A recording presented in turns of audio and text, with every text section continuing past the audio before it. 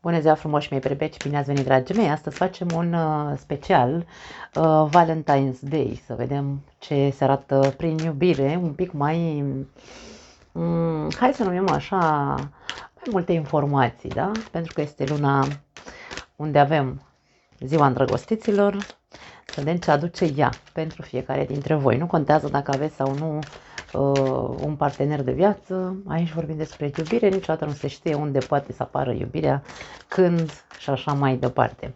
Vom face o uitare foarte scurtă, unde vom scoate 3 cărți de tarot și 3 cărți din oracolul îngerilor iubirii. Da?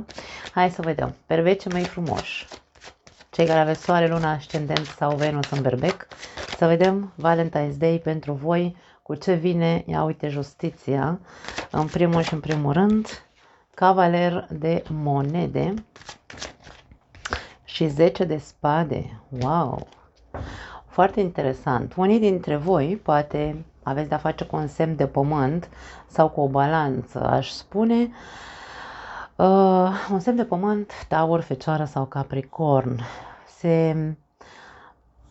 Pe plan amoros, da? Pentru că aici vorbim despre iubire, pe plan amoros pentru unii dintre voi se termină o perioadă karmică dureroasă.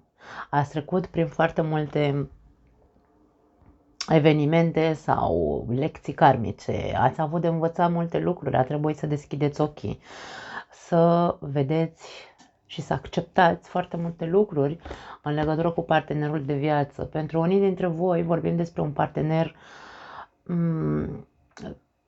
dedicat, un partener rezistent, un partener care poate fără să vrea a făcut foarte mult rău, da?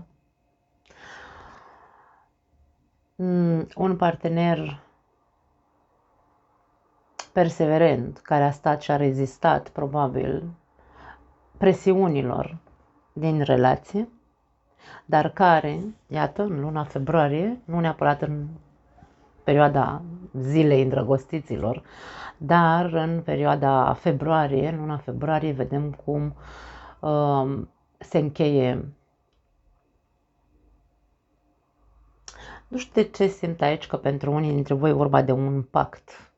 Pe lângă faptul că se termină o perioadă karmică din punct de vedere emoțional, cu foarte multe dezamăgiri, simțul trădării și așa mai departe, emoții negative, dureri foarte mari, da, emoționale mă refer, este și un pact între voi.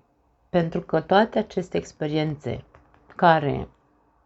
prin care ați trecut împreună cu partenerul de viață au fost atât de dureroase, lecții atât de dure, dar în același timp lecții care au deschis ochii. Amândorura. Da. Dacă sunteți singuri, încheiați această perioadă karmică în legătură cu o persoană din viața voastră care v-a trădat, care v-a părăsit, de ce nu, care v-a înșelat, habar n-am, poate fi orice. Începeți un nou drum cu ochii mai deschiși, îmi vine să spun, veți fi mult mai atenți și până nu persoanele care vor intra de acum înainte în viața voastră, până când nu vor demonstra cu adevărat că vor relații unde să existe echilibru și compromis și nu dau, hai să zicem așa, nu că nu dau dovadă că pot fi trădători, ci nu dau dovadă de, nu au acea stofă, da, de trădători. Ideea este că vei lăsa să intre lume în viața ta, dar vor fi doar oamenii care ție, vei accepta doar persoanele care ție îți dă acel feeling că sunt persoane care vor să construiască, sunt persoane care nu grăbesc nimic, sunt persoane care nu forțează nimic, sunt persoane care nu au acea stofă de trădător. Despre asta vorbim, da. Se încheie și pentru voi. E ca și cum îngropați o persoană, metaforic vorbind, îngropați o persoană de care v-ați despărțit sau care v-a părăsit. Nu neapărat că se șterge în totalitate din inima ta, dar cel puțin nu va mai face atât de mult rău prezența acestei persoane în mintea ta. Este o vindecare sufletească sau o împăcare sufletească în legătură cu acea persoană care ți-a făcut atât de mult rău. Foarte profund. Hai să vedem îngerii iubirii ce spun.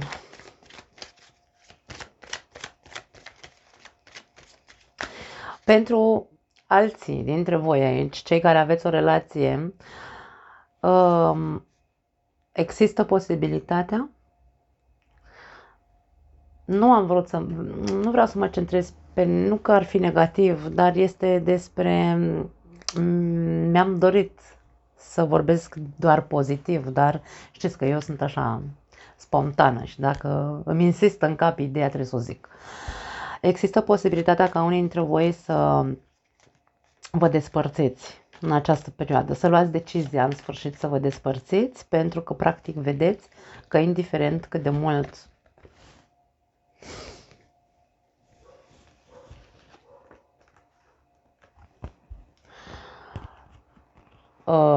ați încercat să echilibrați, cât de mult ați încercat să vă faceți că nu vedeți anumite lucruri, în continuare partenerul pe care îl aveți vă tot dezamăgește, vă tot înșală, vă tot trădează, vă tot, nu știu, ori voi, ori celălalt, acum când vorbim despre parteneri știți.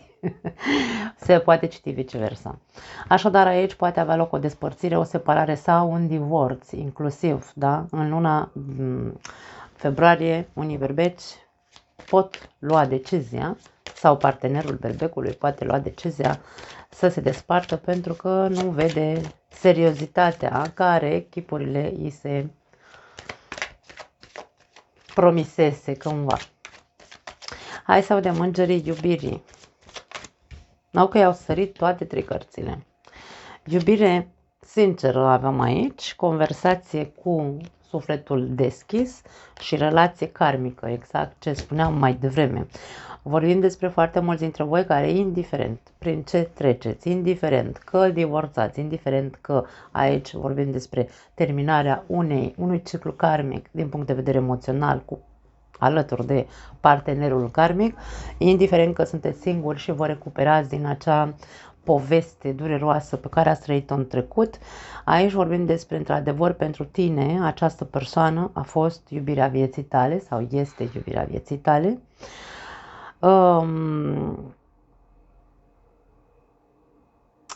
Persoana karmică înseamnă, pentru mine, cel puțin din punctul meu de vedere, când vorbim despre persoane karmice sau relații karmice, vorbim despre persoane care au avut de învățat sau a trebuit să se întâlnească, să trăiască o poveste împreună, din care fiecare dintre noi, eu învăț de la tine, tu înveți de la mine și așa, uite, ne dezvoltăm într-un fel sau altul. Avem de învățat anumite lucruri unul de la celălalt când vorbim despre relație karmică. Relațiile karmice nu sunt doar din punct de vedere al iubirii, ci sunt și cu, nu știu, un prieten, vecinul, ce știu eu, da?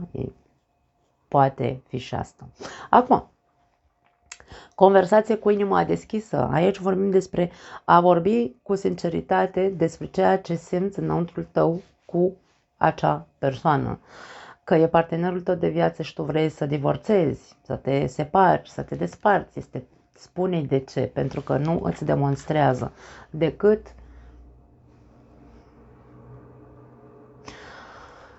suferință. Da? Adică nu se pupă, ce zice cu ce face. Cam asta ar trebui să-i spui. Eu de-aia divorțez, de-aia aleg să divorțez, nu pentru că vreau eu așa. Am tăcut, am înghițit, mi-am pus volul pe ochi, am acceptat multe lucruri în trecut, dar nu mai sunt dispus pentru că văd realitatea. Realitatea pe care tu mi-o dai, mi-o oferi, este una dureroasă și vreau să se încheie această relație. Asta înseamnă să vorbești deschis cu partenerul de viață în cazul în care ai de gând să divorțezi. Chiar dacă poate pentru tine, tu ești conștient că este o relație karmică, ești conștient că este o persoană pe care cu adevărat ai iubit-o sau chiar dacă inclusiv o mai iubești, dar dacă provoacă atât de multă durere, e ca și cum pentru ce? Da. Pentru cei care treceți sau se încheie această perioadă karmică, faptul că trebuie să vorbiți cu inima deschisă față de partenerul de viață, este în a-ți, în ciuda tuturor evenimentelor pe care le-ați trăit, este vorba de a recunoaște, da, că este iubirea vieții tale și că indiferent și că ai înțeles că a trebuit să înveți niște lecții de la persoana de lângă tine și că dacă ați reușit să depășiți toate aceste evenimente urâte, de acum înainte nu poate să fie decât pe plus, decât pe încet, încet vom ajunge, da? Să ne repunem pe picioare. Dar e vorba și de a recunoaște că am trecut printr-o perioadă urâtă, trebuie să discutăm, în relații trebuie să discutăm cu celălalt. Asta înseamnă comunicare sănătoasă, nu înseamnă, hei, ce faci? Bine, cum a fost azi la muncă? Bine. Și ce facem de mâncare? Și mergem la cumpărături. Astea nu sunt conversații, astea sunt așa, ca să treacă timpul, pur și simplu nu este o comunicare. Comunicare deschisă și sănătoasă este când eu vorbesc, când eu îți spun ce simt, tu mă asculți, tu vorbești ce simți, eu te ascult și de aici ne conectăm din nou. Asta înseamnă o comunicare sănătoasă, din punctul meu de vedere, bineînțeles. Deci, hai să spunem, pentru cei singuri, conversația cu inima deschisă trebuie să o ai cu tine. Nu trebuie să te duci să vorbești cu acea persoană care te-a părăsit sau pe care ai părăsit-o. Dacă tu ai părăsit acea persoană, aici da, se schimbă. Tu trebuie să te duci la acea persoană și să vorbești cu ea și să-i spui, cel puțin cereți iertare, cel puțin recunoaște ceea ce ai făcut, spune-i că a fost, indiferent că ai făcut atât de mult rău și ai părăsit-o, a fost iubirea vieții tale, trebuie să scoți din tine acest lucru, da? Ca să rupi cercul karmic, pentru că dacă nu vei repeta același ciclu cu o altă persoană, adică vei face același lucru, da? Acum, dacă nu ești tu cel care a părăsit și ai fost părăsit, conversația trebuie să o ai cu tine. Să accepti faptul că, ok, am iubit o persoană care poate nu a meritat iubirea mea, m-a părăsit, dar ajung la concluzia că a fost o relație karmică în care eu trebuie să învăț ceva. Da? Tu știi ce trebuie să înveți. Fiecare dintre noi, experiențele pe care le avem, putem să le trecem prin filtrul minții și să înțelegem să extragem ce avem de învățat de acolo. Da, cam asta e, dragii mei. Nu mai am altceva. Interesantă combinație de cărți. Vă pupăcesc. Ne vedem data viitoare. Ceau!